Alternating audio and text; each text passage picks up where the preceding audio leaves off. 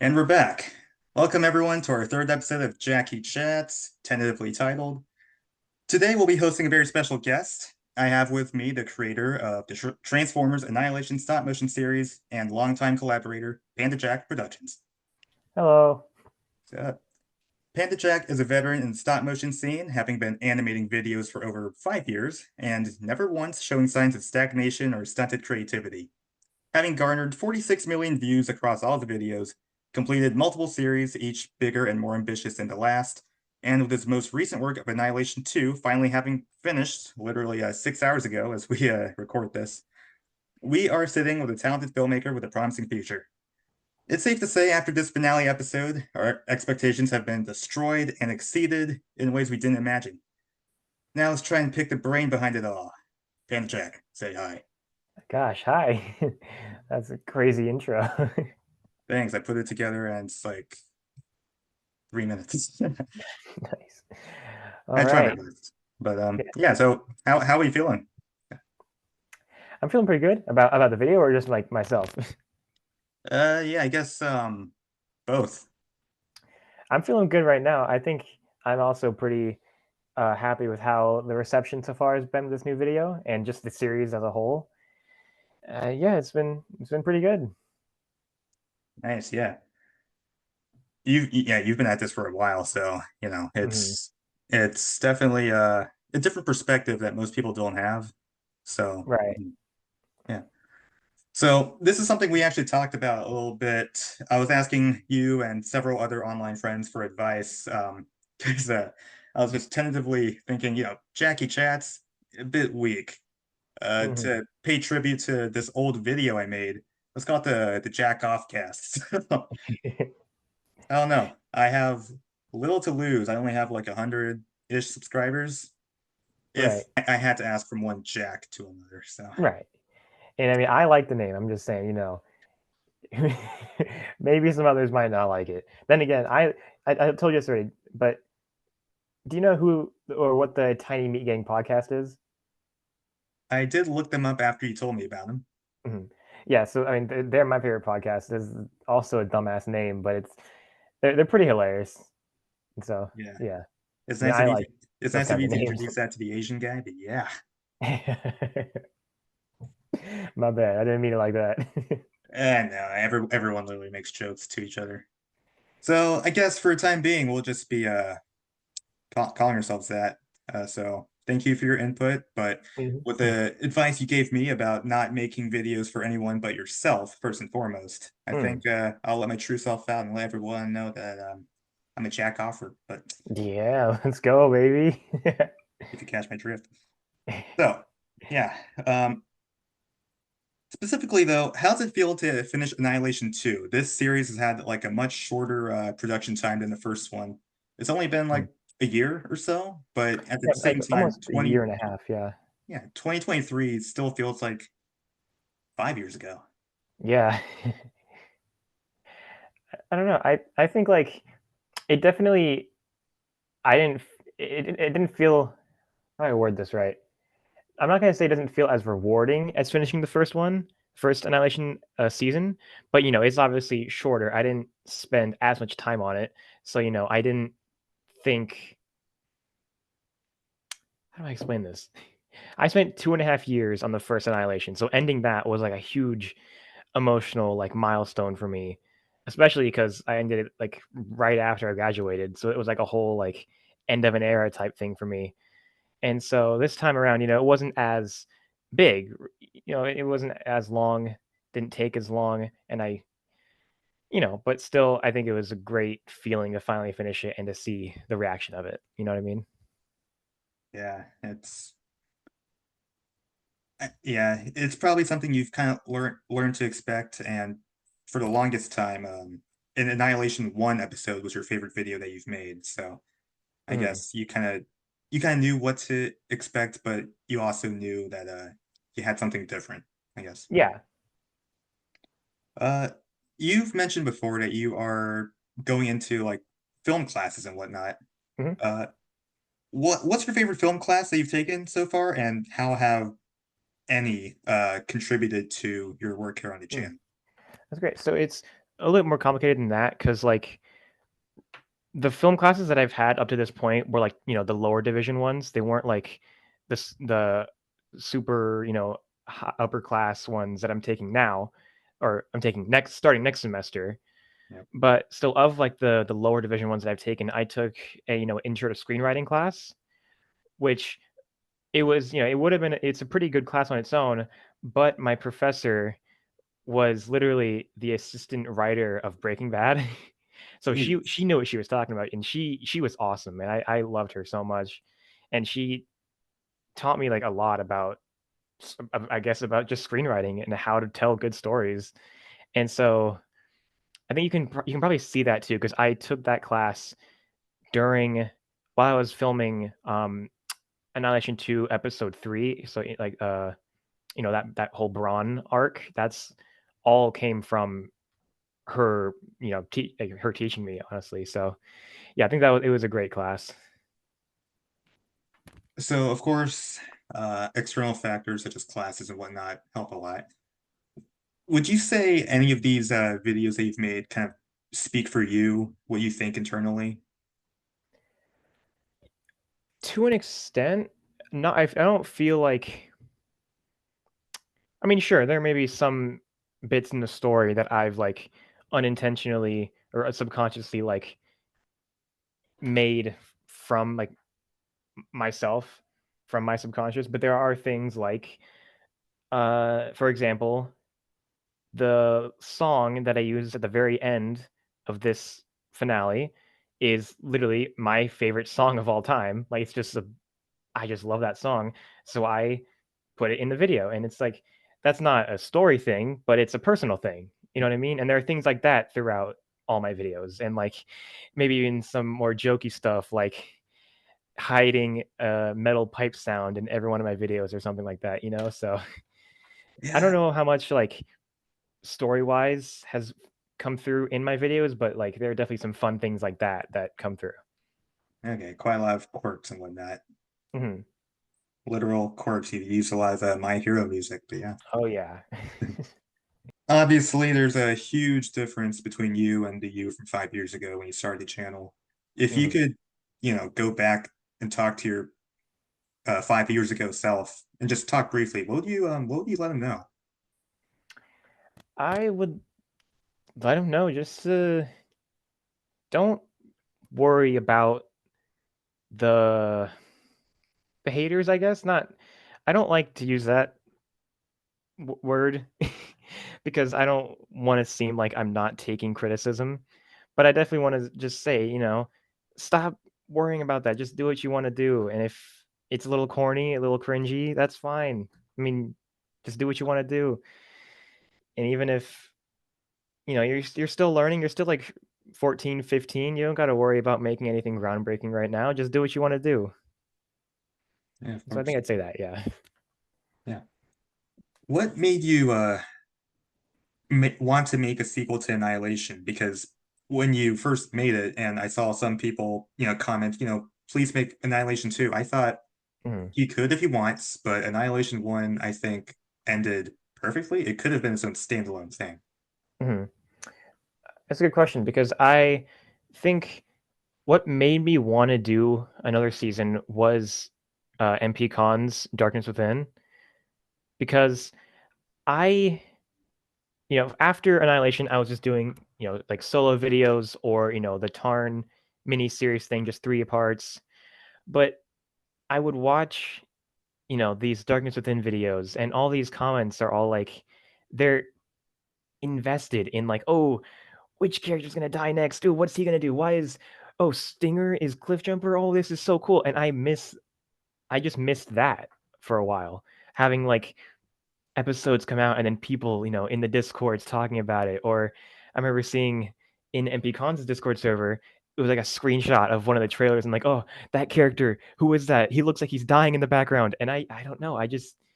I liked that kind of community interaction and like seeing people theorizing about what's gonna happen next. And I missed that, and I just wanted to.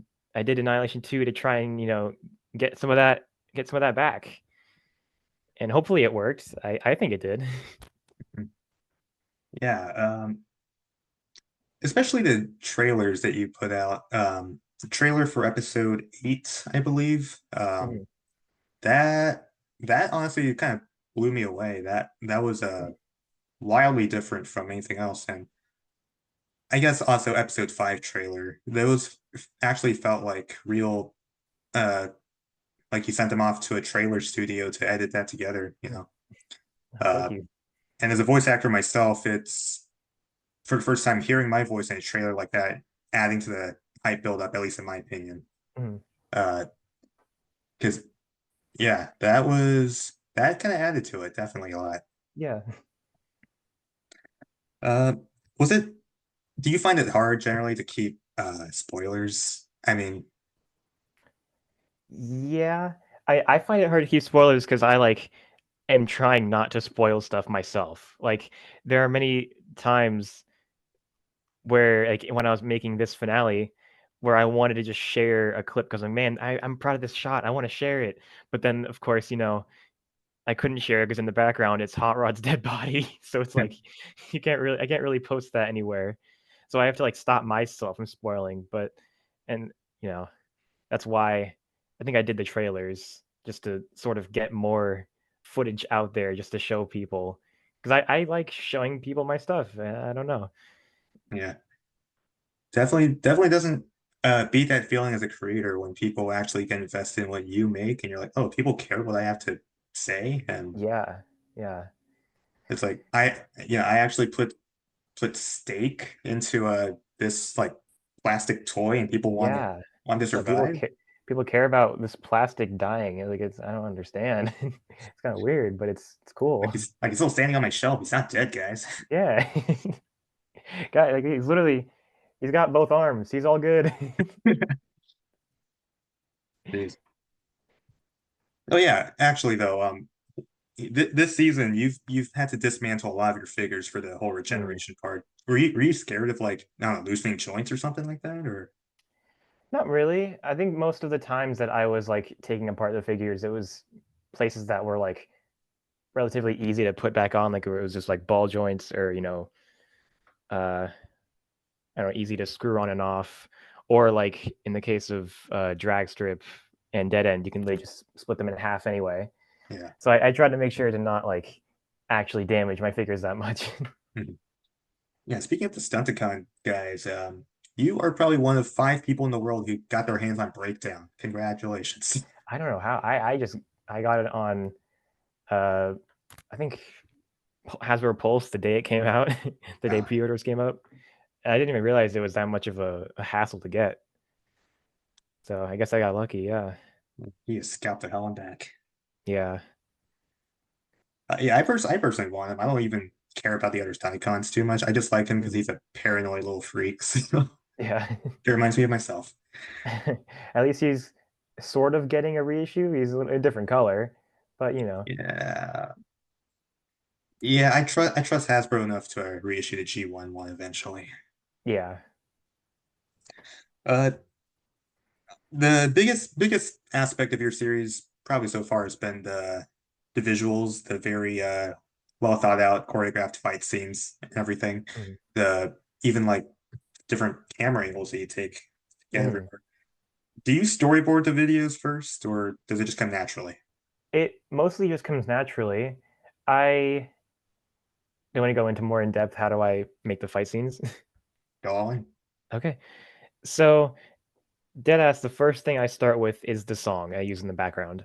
I use the song as sort of a baseline because I'll be like, okay, this part of the song, I can have this part of the fight scene, and then when the song shifts right here, I can do something cool here, and then I just kind of do that throughout the whole song, and then when it comes time to filming, I will, there are some things that will obviously get like more attention. Like I'll actually have written out, you know, bludgeon gets on one knee and sheathes his sword and then does the thing, right? Like that'll be in the script.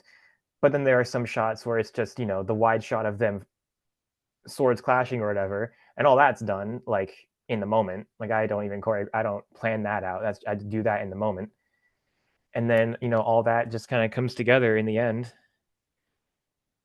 Um, yeah, pretty much. What lessons and criticisms did you take going into this new series? Lessons in criticism. I think mostly that like in the first Annihilation there wasn't that much of a story, or in that like it was mostly just them fighting, and then the story was them making excuses to go fight more. Hmm. And I definitely took that to heart a bit, and I took that to heart not only to like prove that I can make a good story, but also because I wanted to at least try and practice making an actual story and making characters that people actually care about. And I practiced that with the Megatron, 13th Prime video wasn't too great, and then the Warrior was like, okay, I was starting to get there. In the Tarn series, I was getting there a little more with the characters aspect of it, and then I think I started to hone it in a little bit more for Annihilation 2. Mhm. It, personally speaking, having seen all those videos as they came out, I think it was like Annihilation 2 doesn't feel complete without having watched those videos in the interim.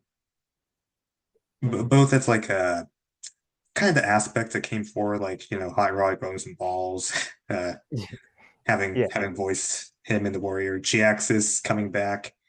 Um, Mm. but there's like a drastic shift between that and the Megatron Origins video that you mentioned, and you can see all the influences kind of creep into Annihilation 2 from that. Mhm. So, both as I think including like your filmmaking abilities, I really do think those interim videos feel like a not I wouldn't say required viewing, but like Mm. They give good context. yeah, Annihilation 2 just it feels weird jumping from one to two. It's like, no, guys, there Mm. was like definite improvement in between.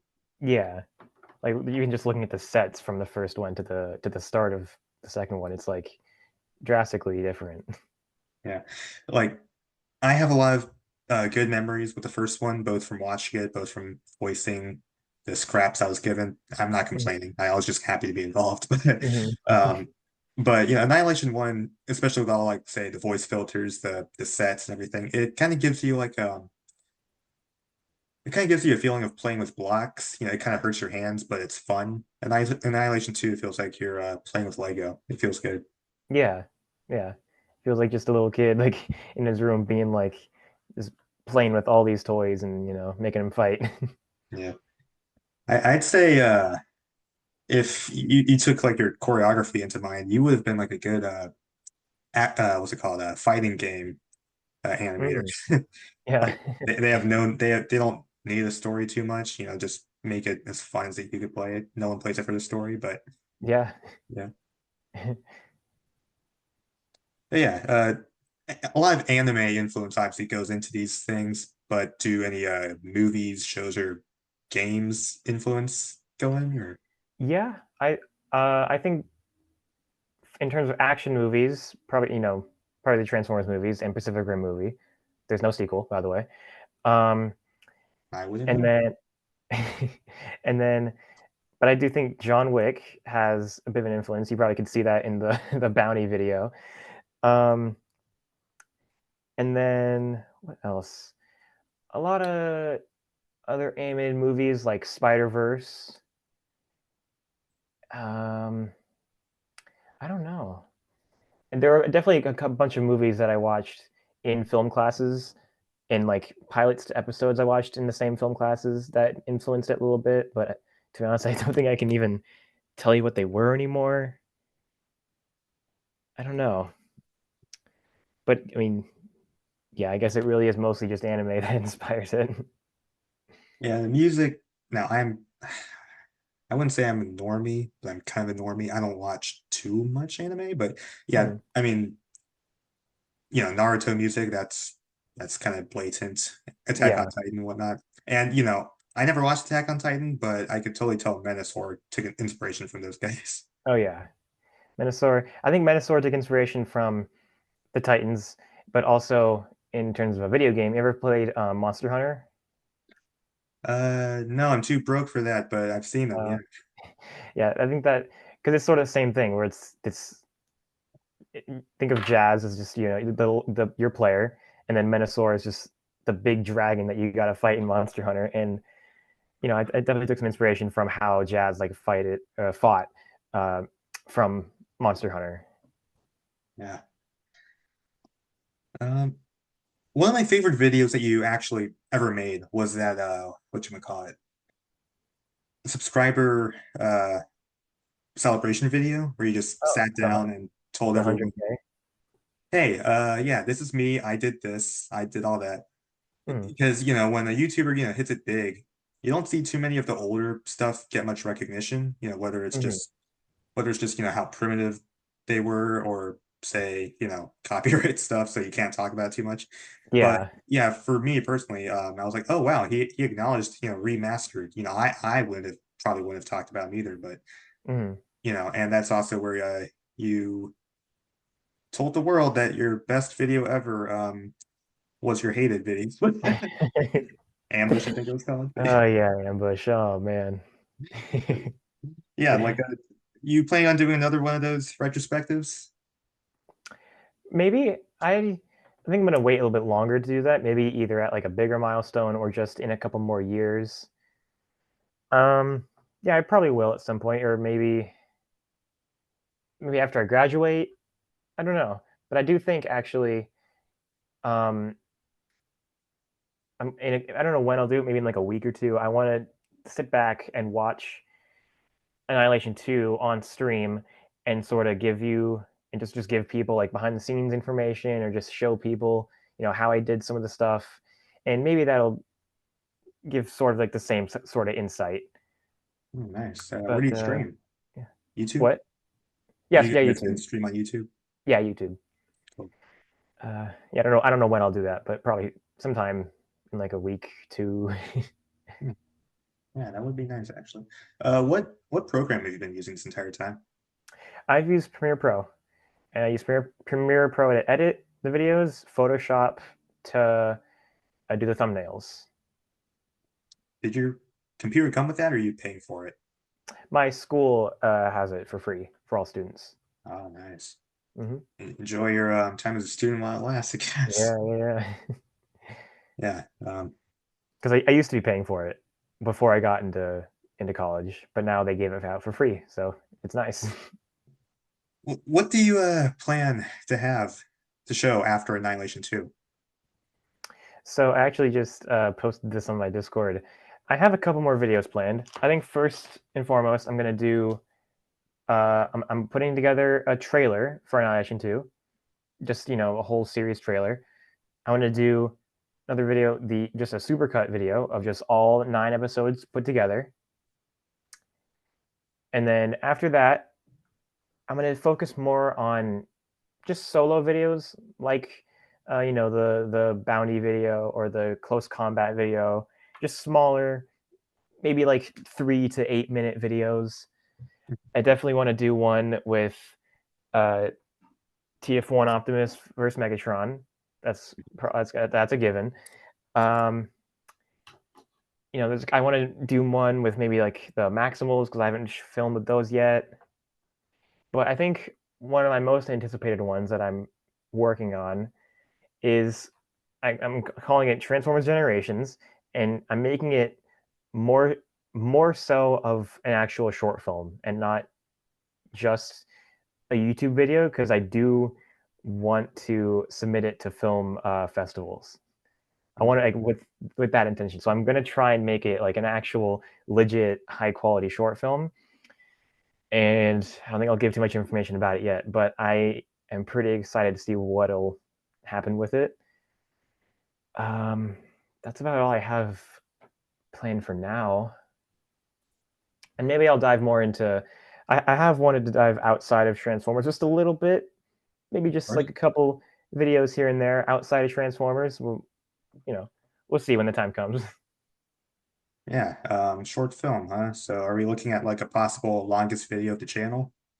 Oh no, it's gonna be like it's 7 minutes at most. Okay. Yeah, yeah. I'm not gonna do that kind of short film. Yeah, I don't know why people call it short. It's like a light novel. It was like, yeah, it's Yeah, technically light, but I don't know. Like yeah, I don't know, dude. If you're at 200 pages, that's like the same length as the first Harry Potter book. I don't know. yeah. That's not a light novel now. Annihilation 1 was pretty,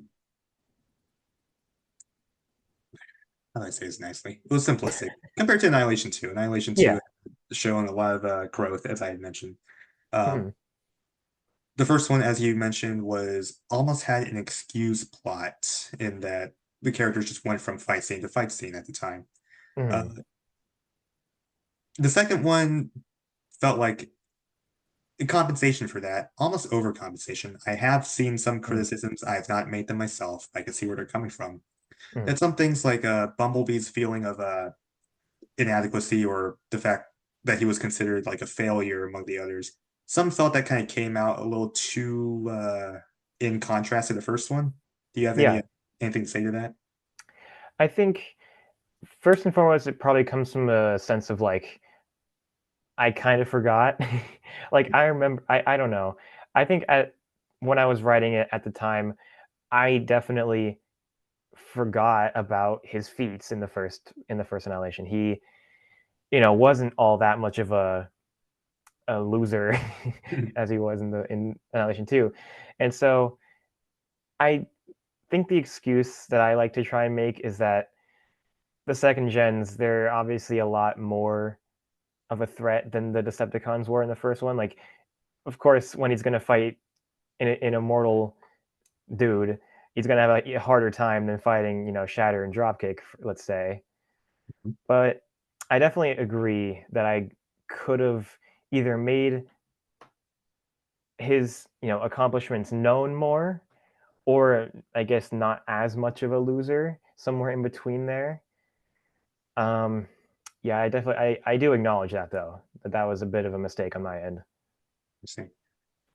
And another thing you mentioned, I think it was in your YouTube shorts, there was like a something we had to wait until the episode 4 to look for. That Mm. odd bit of Optimus saying, "Oh yeah, I don't remember GX's Oh cat." yeah, yeah, yeah. I think that was another thing. I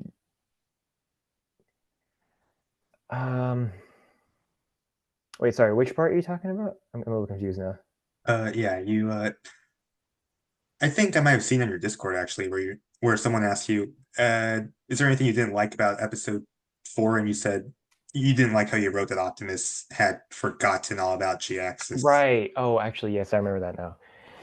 Yeah, I think that was it's definitely kind of a stupid excuse. Either because like how would he forget? Like it's pretty hard to miss, the big guy who was literally alongside Megatron for a while and then just up and disappears. Like there's something up there. I don't know how you forget about that. So I think in that sense, again, it was another one of those things where I just kind of forgot about Annihilation 1 and I just sort of saw Annihilation 2 as its own thing for a while. But then I had to realize, no, there's a whole bunch of stuff that happened in between. Like I gotta remember that. And so I think that's another discrepancy of mine. You guys have heard of Araki forgot. Now you're getting PandaJack forgot. So you've kind of alluded to this, and this is kind of like a meme in your own community that you kind of forgot about Springer in between seasons. Yeah. So could we just say he retroactively died in season 1 or something? Yeah, that's what I want to say. Because okay, the real answer is that I'm as I was saying earlier, I wanted to write Annihilation 2 with more character in mind, and there were how many Autobots were there? One, two, three, four, five, six, seven, eight, nine, 10, and then 11 would be Springer, and that's just especially it'd be too much, especially for a character that had 3 lines in the entire 3 hours of Annihilation 1. So I, thought for a bit, no one's gonna notice. No one's gonna notice. Like who was gonna remember this guy anyway? Everyone. And well, I kind of lost that one a little bit. It didn't, you know, but. Yeah, from now on, he's just he died. He fell out of the ship in between seasons. Yeah. Would the same thing have happened to Chromia? Because I believe we saw Alita 1 and RC die, but Chromia just disappeared after Yep. episode 1. She died off screen. Everyone that didn't come back for the second season is dead, guys. You Mhm. heard here. Yeah, You might as and well. I think and the real reason for that again is also that Chromia those three triplet figures are not that great, and I don't like animating with them at all. So I just kind of got rid of them. Why RC turned from a mermaid to a real girl in between episodes. Yeah, just to die anyway. Yeah. Yeah, I guess another mystery. It's not too important, but it's like, who did Roadbuster get turned into? he was dead end, I think. Yeah, he was dead end, and then Braun was Jack's rib.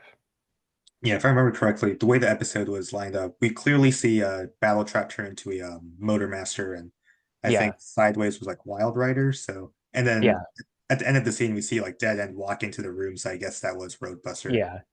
That was But sort of my like sort of way of hinting at it, I uh, guess. for the longest time, I couldn't like tell the difference between Dead End and Wild Rider because they're colored so similarly. Yeah, they're pretty similar. Who was Breakdown reformatted from? Breakdown. I think he was the one. I don't know if it was either off screen or it was like that scene where Braun and Robuster were on the building overlooking Jax's. Mhm. I think like in the background that you can see him get turned into Breakdown. Mhm. I forgot who originally I made him. Like I think you, now that I think about it, I think you use like the mainline Nightbird or whatever. I think yeah, you're right. I did. Yeah, So I'm guessing it was just a male version of Nightbird or just like a random yeah. figure you plop down in there. Honestly, yeah, it was just a random figure because I didn't have another like random character to throw in there that would make sense. So yeah. And I guess I did see some what's it called? Speculation Mhm. that Springer might have been turned into Blitzwing because of the whole triple changers thing. Yeah. Like I would like to believe that because I don't it probably doesn't make sense like how Springer got there at all, but it definitely makes sense that he would have been turned into Blitzwing. I like that idea a lot. So It's probably won't maybe commit to it. maybe I guess I can't because there's like no real way at all he could have Yeah. gone to Cybertron or something, but I'd like to think that at least. I think Springer actually kind of made a cameo in the G-Axis episode, wasn't he? He did, yeah. I don't know if that was actually Springer or just again another figure you plop down in there, but I think at the time I just put Springer there because like, well, if he's not gonna be in the series, I guess I could use him for something. And I think my actual thought process was I needed a figure that was an Autobot figure that was tall enough to drag out G-Axis. And I didn't really have any of those because most of the Autobot figures are just like deluxes. So I needed someone taller. yeah. And yeah, it's I know we're talking about Annihilation 2 a lot, but hey, recency bias. But Yeah. it's honestly pretty unique what you did, the whole G-axis thing, because technically speaking, I'm just guessing here, like the second gens aren't Decepticons. They see themselves above like the whole war thing, I'm guessing. Yeah, they do. So They're it's above not it. in a traditional Autobot versus Decepticon thing, it's a first gen versus second gen thing. Yeah. That's sort of what the whole thing with Sideways and Battle Trap sort of teaming up with Braun in that episode that that sort of shows. Hmm. Yeah. Yeah, and if correct me if I'm wrong, but the idea of the second gens was something you came up with, right? Because Jaxus came from the G2 era of the series, but he wasn't Yeah. any, as far as I know, he wasn't any different from, I don't know the character too much. He wasn't any Yeah, different. I don't know either. I remember I was like looking at the figure online and then I just watched because again it was like the same thing with Tarm. And I'm like, damn, this guy he looks cool. Like I wonder if he has some kind of story to tell. And then I looked up one of those videos where it's like the basics on G axis. Chris McFeely videos. Yeah. And I watched it. I'm like, dang, this is actually really cool. I like this guy a lot. And then I decided to play with the idea of, oh, he's from G2. Let's make him a second generation. Let's play tongue in cheek sort of with that term. And then it just kind of evolved into a sort of Demon Slayer-esque thing. You know how much about Demon Slayer? No, I should probably watch more anime so I don't come off as a dirty normie. Yeah. Well, it's similar in that like they get turned into demons and they lose their whole human self, Oh, just like and they Nezuko then. yeah, and they also regenerate. But their whole thing is they only die getting decapitated, and then I decided to change that to getting hit in the spark. So So you've been yeah. telling me that we've been fighting anime girls all this time? The secret's out. I don't know. Mhm. Yeah. Was there anything in this series that you wanted to do but you didn't get to do? I think I wanted to try and do more of like Matrix power stuff. Mm, Like especially after seeing TF1, like seeing, the Matrix like have this, it has an axe and then he can like throw the axe and it has like the little energy thing that can throw off it or something. I love that idea a lot. I just didn't know how to like I just didn't have the skills to like do the VFX for that. Like whether that be, adding in like the glow around his whole body or something, or the actual sort of slash effect like from the Star Saber in Prime or whatever. I wanted to try and do stuff like that, but I just couldn't figure out how I can do that with the visual effects knowledge that I have right now. yeah. That would always be something pretty cool. I think you see it a lot in we were actually just talking about this tokusatsu Mm. in Super Sentai, and if whichever ones got turned into a Power Ranger season, you often see the characters like charging up their swords and sending out a shockwave blade. And yeah, Yeah, like I've always loved that stuff, and I've always wanted to try and like add that somewhere. I just don't know how. I gotta like hire an actual VFX artist for that. you actually told me before that several ideas in the interim videos, like say Megatron Origins or The Warrior, Mm. were kind of what you were doing because you weren't sure if you were going to do Annihilation 2 at the time. And Yeah. like in The Warrior, when Blitzwing like shot a hole through Wheeljack's chest or whatever in tank mode, you said if you Mm. hadn't done that video, that would have made it into Annihilation 2. Yeah. Like I think maybe not that like death in particular, but that whole idea of like four Autobots jumping Blitzwing, and then he completely turns all around by doing one transformation or whatever. You know what I mean? Hmm. Yeah, like that whole idea would have been in chapter 8 probably.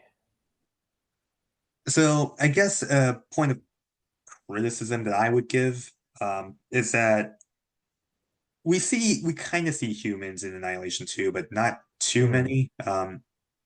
I guess there, I guess in the grand sense that there doesn't seem to be much of a difference between Cybertron and Earth in that regard, because it's like almost a population less Earth. Um, Mm. could we see in future videos, like regardless of if it's Annihilation or not, some sort of attempt to get that little traditional bit of robots in disguise in a little better? Yeah, because I mean I think it definitely comes from like I like a lot of other Transformers fans and just like maybe even Godzilla fans like humans just they ruin it. Why do we need human characters? No one likes human characters. And then when it came time, I was doing Annihilation 2, and I'm just like, well, they got to fight in the city, but I don't want them to like be discovered. And I'm just like, what if I just like don't care? And it was this whole thing where I'm just like, I don't like I don't want to have to deal with humans, and so I guess I just didn't, and maybe that was dumb. I don't know, but that's I think the reason why at the very end of Annihilation 2, you hear Cliffjumper say that line like, even the second gen bodies got scooped up. Something's not right here. That to me, like if I were to ever do an Annihilation 3, it would lead to like Mech or Sector 7 or something like that, like some kind of human organization. Nice. Yeah, compared to Annihilation 1, Annihilation 2 could have been standalone, but that one line, like, just as like it's like a just bait for season 3 in a sense, Yeah, that was pretty yeah. interesting. But I Mm. have to say, I'm sorry if Miko from Transformers Prime ruined the idea of humans for you, but you haven't watched animated, I'm guessing, Mhm. because Sorry Sumdac is the best human character, or Oh, okay. Transformers Cybertron / Galaxy Force, one of the Unicron trilogy animes. Mhm. That idea of like, childlike romances between what are her names? Lori and Kobe Mm.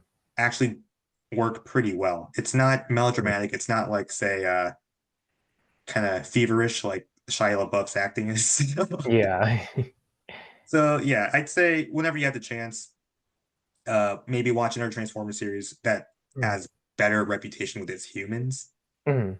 To maybe get inspiration from that, but it's all on you. The whole like mech Sector 7 thing is also would also be pretty interesting to see. Mhm. But yeah, Yeah. but don't let this one Miko kid ruin human for you. Yeah, yeah. Did using Lego buildings like help when it came to like scaling or just like environment building, or was that just something you figured you had to do in a city set? It I definitely think it helped. It also just worked out because it's literally, like, pretty perfect scaling Lego to Transformers. Like, the all even, like, the cars are sort of the same sizes, and I don't know, the buildings, it provided, like, an easier way for me to, like, make a good cityscape Hmm. without having to, like, build a cardboard building or something. I could just build a Lego set and then add some cars in the background and maybe, some debris and rubble, and boom, I got a destroyed city set. You know what I mean? So, like, Yeah, it just made it easier for me to really use those. but I got the feeling they were probably the most expensive things in the videos. Yeah, maybe it's not financially right, but at least a couple of those I got from birthday gifts. Now, you told me that you don't have anything above a commander class figure, Mm. but if you had any Titans or HasLabs in your collection, how would you have used them, and which ones would you have liked to use if you remember any of them? I remember I actually used to want Metroplex, the Legacy one, just because honestly I didn't really like know the character that much. I just saw his big like saw weapon thing. I'm like, damn, that looks sick. Hmm. And I don't know. I was thinking about getting him for a bit. But then I was like, I don't have anywhere to store him. Like he would, and if I would use him in a video, he'd literally take up the entire set. Like I don't know. I just don't really have a place for Titans, honestly. Speaking of Transformers, Cybertron / Galaxy Force, yep, that's the Metroflex from it. Oh yeah, nice. Not the G1 or the video game Fall Cybertron Metroplex, but Yeah, yeah, same thing. But yeah, yeah. that God damn it, shut up. But I don't know if you hear the engine out there, but I didn't actually. yeah, no, I'm not yelling at my grandma. It's um, but yeah, Metroplex, dang. Hmm. I can only imagine what you would try to do if you had like the Unicron HasLab, but Yeah, I don't know. I mean, even how would you even animate that? Like, it's just so big and like I don't know how. Like I don't know how you how I would do that. I'm not gonna lie. personally speaking, I'd love to see a stop motion from anyone that has like a HasLab because Mm. Star Saber, the one from the first year of Legacy, he's from the Japanese G1 series. I know barely anything about him, but I love this character so much. Yeah, yeah, yeah. He is he It looks he pretty is cool. literally a space dad. He adopts a human son. Oh. He's just Dang. so endearingly optimistic.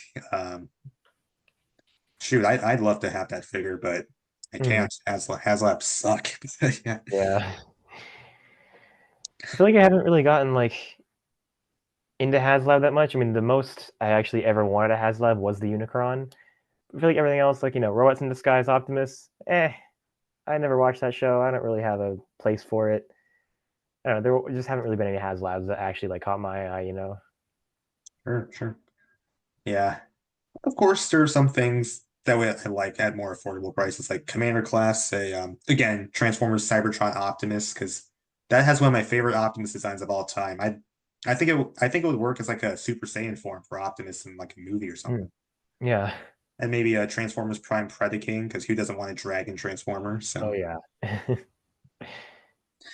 yeah, stuff like that. So uh I guess you technically answered this question, but I was wondering, can we expect Annihilation 3? Because you dropped that, line of, oh yeah, someone picked up the second gen bodies.